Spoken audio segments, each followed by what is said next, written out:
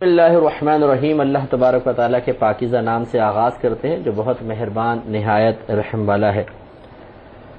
امام بخاری رحمۃ اللہ علیہ نے حدیث ذکر کی تھی، میں نے آپ کی خدمت میں بیان کیا کہ حضرت محمد بن المنتشر اپنے والد سے روایت کرتے ہیں کہ انہوں نے سیدہ عائشہ صدیقہ رضی اللہ تعالی عنہا سے عرض کی کہ ابن عمر رضی اللہ تعالی عنہما یہ کہتے ہیں کہ مجھے یہ پسند نہیں کہ میں صبح کو حالت احرام میں اٹھوں اور میرے جسم سے خوشبو آ رہی ہو۔ تو ابن عمر رضی اللہ تعالی عنہما کا گویا کہ مذہب یہ تھا یا ان کو وہ اس مسئلے پر عمل کرتے تھے کہ جب انسان احرام پہن لے تو احرام سے پہلے خوشبو نہ لگائے، بعد میں تو منع ہے ہی ہے، پہلے بھی نہ لگائے تاکہ اس کے بدن سے کوئی خوشبو وغیرہ نہ آئے، اور وہ ایسی حالت میں یہ حج یا عمرہ کرے کہ جیسے ایک مسافر ہوتا ہے، دور سے چل کر آتا ہے اور کوئی اہتمام اس میں زینت وغیرہ کا نہ ہو۔ یہ ان کی اپنی ایک سوچ تھی، انہوں نے اس مسئلے پر عمل کیا۔ جب یہ سیدہ عائشہ صدیقہ رضی اللہ تعالیٰ عنہ کے بارے میں ان کا قول یا ان کی سوچ پیش کی گئی تو آپ نے جواب میں ارشاد فرمایا کہ میں نبی کریم صلی اللہ علیہ وسلم کے جسم پر خوشبو لگاتی تھی، پھر آپ اپنے ازواج کے پاس تشریف لے جاتے تھے، پھر صبح کو حالت احرام میں ہوتے تھے۔ یعنی گویا کہ سیدہ عائشہ صدیقہ رضی اللہ تعالیٰ عنہ نے بیان فرمایا کہ، اور جس کا خلاصہ یہ ہے کہ ہو سکتا ہے ابن عمر رضی اللہ تعالیٰ عنہما تک یہ حدیث نہ پہنچی ہو، انہیں پتہ نہ ہو، اس لیے وہ اپنی سوچ کے مطابق عمل کر رہے ہیں، اپنے اجتہاد سے، اپنے قیاس سے، لیکن میرے پاس نبی کریم صلی اللہ علیہ وسلم کا عمل مبارکہ موجود ہے، وہ میں پیش کر دیتی ہوں، اور وہ یہ ہے کہ آپ جیسے رات میں خوشبو لگاتے تھے، صبح حالت احرام میں آپ جب تشریف لے جاتے تو آپ کے بدن سے مہک آ رہی ہوتی تھی، خوشبو لگی ہوئی ہوتی تھی۔ اور اس پر میں آپ کی خدمت میں عرض کر رہا تھا جس سے معلوم ہوتا ہے کہ صحابہ کرام علیہم الرضوان میں فقہی اختلاف رہا ہے۔ ایک صحابی کوئی قول کہتے تھے اور دوسرے صحابی اس کے مخالف قول پر عمل پیرا ہوتے تھے۔ جیسے دیکھیں دونوں ایک دوسرے کے بالکل مخالف ہیں کہ ابن عمر رضی اللہ تعالی عنہما اس بات کو پسند نہیں کرتے کہ جسم سے خوشبو آئے، اور سیدہ عائشہ صدیقہ رضی اللہ تعالی عنہا نبی کریم صلی اللہ علیہ وسلم کے عمل سے ثابت فرما رہی ہیں کہ جسم سے خوشبو آنا جبکہ حالت احرام میں نہ لگائی ہو، پہلے لگا لی ہو، یہ تو خود نبی کریم صلی اللہ علیہ وسلم سے ثابت ہے۔ تو اسی طریقے سے علماء میں اختلاف ہوتا ہے۔ عوام الناس کو چاہیے کہ جو جس کی فیلڈ ہے اس کو اپنی فیلڈ کے مطابق عمل کرنے دے اور اس پہ طنز نہ کرے، اس کی قلبی یا زبانی غیبت میں مبتلا نہ ہو، اس طرح ان کو کوئی نقصان نہیں ہے، ہم ہلاک ہو جائیں گے۔ چنانچہ علماء کا کام ہوتا ہے کہ وہ جب کسی مسئلے پر غور و تفکر کرتے ہیں، جس کی جیسی دلائل کے جواب میں یا دلائل کی روشنی میں رائے ہوتی ہے، وہ اس رائے کو ذکر کرتا ہے، اور وہ رائے مختلف ہو سکتی ہے، اور ہوتا یہ ہے کہ جب ایک عالم اپنے رائے پیش کر رہا ہے دلائل کی روشنی میں تو وہ اس پہ مطمئن ہے، دوسرا ایک اور دلیل سے اپنی رائے پیدا کرتا ہے، رائے قائم کرتا ہے اور اس کے سامنے پیش کرتا ہے، لیکن یہ شخص اس کی دلیل سے مطمئن نہیں ہوتا۔ یہ والے عالم ان کی دلیل سے مطمئن نہیں ہوتے، دونوں اپنے اپنی جگہ اپنے اپنے دلائل کے ساتھ گفتگو کر رہے ہوتے ہیں، دونوں ہی قرآن و حدیث سے دلیل پیش کر رہے ہوتے ہیں، رائے مختلف ہوتی ہیں۔ تو یہ ہو سکتا ہے، ہوتا رہا ہے اور ہوتا رہے گا، لہذا یہ کوئی تعجب خیز بات نہیں ہے، نہ قابل گرفت چیز ہے، نہ عوام یہ کہے جی ہم جائیں تو جائیں کہاں، ایک کے پاس جاتے ہیں وہ کہتا ہے جائز ہے، دوسرے کے پاس جاتے ہیں وہ کہتا ہے ناجائز ہے۔ تو بھائی آپ کیوں اتنے فکر مند ہو رہے ہیں؟ یہ تو صحابہ کرام میں بھی رہا ہے۔ آپ کسی ایک شخصیت کو دیکھ لیں کہ جن کے علم سے آپ مطمئن ہیں کہ ہاں ہم نے بارہا دیکھا ہے کہ ان کا علم بڑا پختہ ہے اور جوابات اچھے ہیں، اور ہم مطمئن ہیں ان کے نیکی سے، پرہیزگاری سے، تقوی سے، ان کی علمیت سے، پھر اس کے بعد آپ جب بھی کوئی مسئلہ پیش آئے تو پھر انہی سے آپ معلوم کر لیں۔ ان کے اگر مخالف کوئی رائے رکھتا ہے تو پھر آپ کو اس سے کوئی دلچسپی نہیں ہے کہ دوسرا کیا رائے رکھتا ہے، جب آپ نے ایک کے ساتھ حسن ظن قائم کر لیا تو آپ ان کی رائے پہ چل لیں۔ اس طریقے سے آپ کو کوئی تذبذب میں مبتلا ہونے کی حاجت نہیں ہے۔ ہوتا یہی ہے کہ ہم کسی ایک سے وابستہ نہیں ہوتے ہیں، اور ہم یہ چاہتے ہیں کہ جس وقت کوئی ہمیں مسئلہ درپیش ہو مختلف علماء کی رائے معلوم کریں۔ اس لیے بعض لوگ تو ایسا کرتے ہیں کہ ایک مسئلے کی فوٹو کاپی کرا کے مختلف مفتیان کرام کو بھیج دیتے ہیں، اب ہر ایک کا انتظار کرتے ہیں کہ کیا جواب آتا ہے، پھر وہ 8-10 جگہ سے جب جواب آتا ہے ان سب کو سامنے رکھتے ہیں اور خود دماغ پکڑ کے بیٹھے ہوتے ہیں کہ یہ تو کچھ لکھ رہے ہیں، یہ کچھ لکھ رہے ہیں، یہ کچھ لکھ رہے ہیں، یہ ان کے موافق ہیں، یہ ان کے موافق ہیں، لیکن آپس میں تضاد آپ کو نظر آئے گا۔ تو جیسے اب پرائز بانڈ کا مسئلہ ہے، بعض لوگ کہتے ہیں جی اس میں سود اور جوئے کی آمیزش جائز نہیں ہے، ہم کہتے ہیں کہ نہیں ہے، ہمارے نزدیک بالکل جائز ہے۔ تو یہ اس طرح کے اختلافات ہوتے رہتے ہیں، تو عوام اسی وقت پریشان ہوگی جب آپ ایک سے زیادہ علماء کے پاس جائیں گے اور ان سے ان کی مختلف آراء معلوم کریں گے۔ یا تو آپ کا ظرف اتنا بڑا ہو،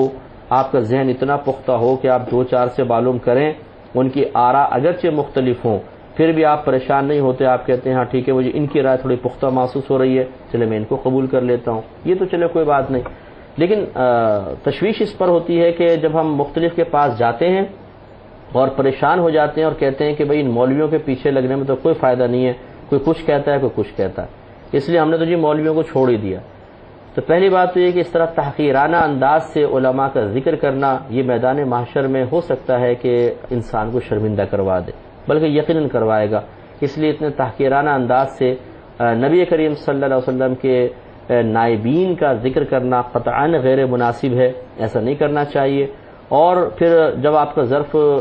مختلف علماء کی مختلف آراء کو قبول نہیں کر سکتا، آپ اس کو سمجھ نہیں پاتے ہیں، تو پھر سب کے پاس نہ جائیں، کسی ایک کا انتخاب کریں۔ اب ان کا قول چاہے آپ کی مرضی کے مطابق ہو، چاہے آپ کی مرضی کے مخالف نظر آئے،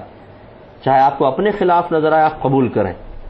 یہ بھی ہوتا ہے کہ ہم جب ایک کے پاس جاتے ہیں، اس سے مسئلہ معلوم کرتے ہیں کہ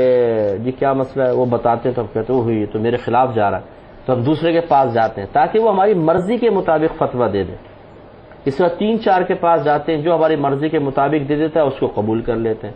یہ حقیقتاً شریعت سیکھنا نہیں ہے، بلکہ اپنے نفس کی پیروی کرنا ہے، نفس کی اتباع ہے، اور یہ قطعاً غیر مناسب ہے، اس پر توجہ کیجئے۔ تو بہرحال علماء کا اختلاف ہوتا رہا ہے، اور صحابہ کرام میں بھی عبداللہ ابن عمر رضی اللہ تعالی عنہما بہت جید صحابی ہیں، بہت بڑے صاحب علم مجتہد صحابی تھے، اور ہماری والدہ سیدہ عائشہ صدیقہ رضی اللہ تعالی عنہا بھی بہت مجتہدہ صحابیاں ہیں۔ تو صحابہ کے درمیان اختلاف رائے رہا ہے، جیسے کہ آپ نے ملاحظہ فرمایا، لیکن یہ اختلاف برائے اختلاف نہیں ہوتا تھا، بلکہ اس اختلاف سے شرعی مسائل نکلتے تھے، وہ اللہ کی رضا کے لیے اس قسم کے معاملات کیا کرتے تھے، اور اس سے جو ان لوگوں کی پیروی کرنے والے ہیں ان کو راحت اور سکون ملتی تھی، کیونکہ اگر کسی کا قول سخت ہے دوسرے کے نرم ہے تو جو ان کے پیچھے چلنے والے ہیں ان کو آسانی مل جاتی ہے، جو سختی پسند کرتے ہیں وہ ان کے پیچھے چل رہے ہیں، ٹھیک ہے، وہ اس مسئلے پر عمل کر رہے ہیں۔ اسی لیے یہ روایت میں ہے کہ اس امت کے علماء کا اختلاف لوگوں کے لیے باعث رحمت ہے، کیونکہ کسی نہ کسی کو کسی نہ کسی جگہ آسانی ملتی ہے، اس لیے اس پہ تشویش کا اظہار نہ کیا جائے۔ ایک اگلا باب قائم کیا ہے، باب تخلیل الشعر حتی اذا ظن انہ قد اروا بشرتہ افاض علیہ، جس کا ترجمہ یہ ہے کہ بالوں میں خلال کرنا، اور جب یہ یقین ہو جائے کہ کھال تک پانی پہنچ گیا تو اس پر پانی بہا دینے کا باب۔ پہلے بھی چیز گزر چکی ہے، لیکن یہاں پر تھوڑے سے الفاظ مختلف ہیں، تو اس لیے امام بخاری نے اس کو مزید ذکر کیا۔ سیدہ عائشہ صدیقہ رضی اللہ تعالی عنہا بیان کرتی ہیں کہ جب نبی کریم صلی اللہ علیہ وسلم غسل جنابت فرمایا کرتے تو وہ اپنے دونوں ہاتھوں کو دھوتے اور نماز کا وضو کرتے، پھر غسل شروع کرتے تو اپنے ہاتھ سے اپنے بالوں میں خلال کرتے، اور جب آپ کو یقین ہو جاتا کہ کھال تک پانی پہنچ گیا ہے تو پھر اپنے اوپر 3 بار پانی ڈالتے، پھر تمام جسم کو دھوتے تھے۔ تو دیکھیں معلوم یہ ہوا کہ نبی کریم صلی اللہ علیہ وسلم جو بالوں میں پانی ڈالتے تھے اور تھوڑا سا اس کو ملتے تھے تاکہ کھال تک، نیچے سر کی کھال تک پانی پہنچ جائے، کیونکہ جب گھنے بال ہوتے ہیں تو اس میں گمان ہوتا ہے کہ تھوڑا بہت پانی بہائیں گے تو اوپر سے بہہ جائے گا، بالوں کی جڑ تک نہیں پہنچے گا۔ اس سے ہماری وہ بہنیں بھی ذرا درس حاصل کریں، وہ بعض اوقات ہمیں میل کرتی ہیں، کویسچن کرتی ہیں کہ انہوں نے سنا ہوتا ہے کہیں پہ کہ اگر کسی بہن پہ غسل واجب ہو جائے تو وہ صرف نیچے گردن کے نیچے سے نہا لے تو کافی ہے، سر پہ صرف مسح کر لے۔ ارے بھائی کس نے آپ کو کہہ دیا؟ عورتوں کے لیے بھی لازم ہے کہ وہ پورے سر کے بالوں کو دھوئیں گی اور بالوں کی نیچے کی سر کی کھال تک پانی پہنچائیں گی۔ ہاں یہ ضرور ہے کہ ایک صحابیہ نے آ کے عرض کیا رسول اللہ صلی اللہ علیہ وسلم میں نے مینڈیاں بنائی ہوئی ہیں۔ چٹیا میں اور مینڈی میں فرق ہے، چٹیا تو 3 بالوں کی لٹ کو بس اس طرح لپیٹتی ہیں بہنیں، وہ آرام سے کھل جاتی ہے تو اس کو تو کھولنا پڑے گا، لیکن جو مینڈیاں ہیں کہ بالکل باریک باریک 3-4 لٹیں لے کر اس کو یوں مل کر پھر اس طرح لٹکی ہوتی ہیں بہت ساری، ان کو کھولنے میں تو گھنٹوں لگ جائیں گے۔ تو ان کے لیے پھر نبی کریم صلی اللہ علیہ وسلم نے ارشاد فرمایا کہ اگر تم ان پر پانی بہا لو تو تمہارے لیے کافی ہے، بشرطے کہ پانی تمہارے سر کی، کھال کی، ان بالوں کی جڑ تک پہنچ جائے۔ یعنی کہنے کا مطلب سرکار کا یہ ہے کہ اگر اس طرح مینڈیاں بنائی ہوں تو اچھی طرح سر پہ پانی بہائیں کہ جڑ تک پانی پہنچ جائے، اور جو لٹکے ہوئے بال ہیں ان کے اگر اوپر سے بھی پانی بہہ جائے تو کافی ہے، مینڈیاں کھولنے کی حاجت نہیں ہے۔ اور اس پر نبی کریم صلی اللہ علیہ وسلم نے اس لیے یہ حکم لگایا، مینڈیوں کے بارے میں مسئلہ بیان فرمایا کہ اس میں حرج میں مبتلا ہو جائیں گی، تکلیف ہے، اذیت ہے پوری مینڈیاں کھولنا۔